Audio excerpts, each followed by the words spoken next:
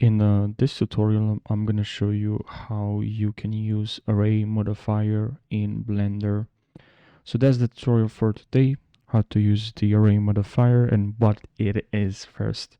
First, I'm going to tell you what the Array Modifier is. So the Array Modifier is simply a tool that you can use to create duplicates of an object along a desired axis. It just helps you to quickly generate repetitive patterns, arrays, or linear distributions of an object without manually duplicating and positioning each individual element. So where we can find the array modifier is right over here. Click on here we have select first modifiers, this icon, and then click on add a modifier, and here we have array. All right, perfect. And now if here you don't see anything, any changes in your scene, you don't see any duplicated of that object you have in your viewport, it's because here in factor X, Y, and Z, we need to think what we need here. Do we need a duplicate of the object on which axis? So here I am in the y-axis, here on the x-axis, z. So here I'll go in the y-axis. It's just y here, not minus. Okay, y-axis.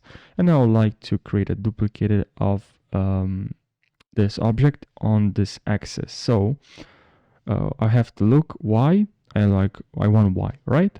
Y is located here. I just have to now here increase this. But if I want to add this this duplicated, you can behind this object, I just have to type here -1, and now I just can increase this increase or minus or plus, as you can see here,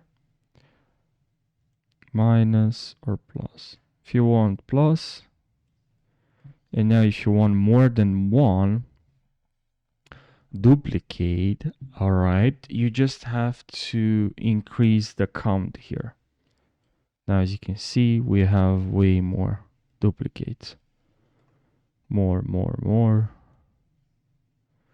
You can add as many as you want, and now if you want to have duplicates on this side, so maybe you want to add a duplicate on this,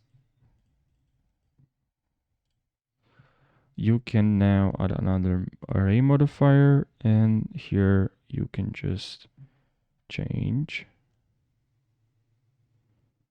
right? As you can see,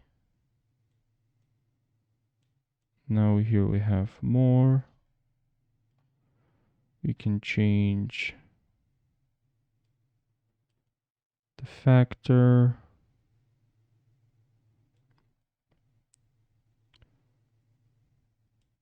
So that's pretty much, that's in a nutshell how you can use array modifier. There's other things other things here, but that's just the main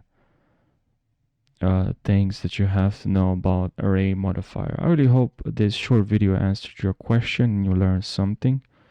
Thank you so much for watching, and I'll see you in the next video. Take care.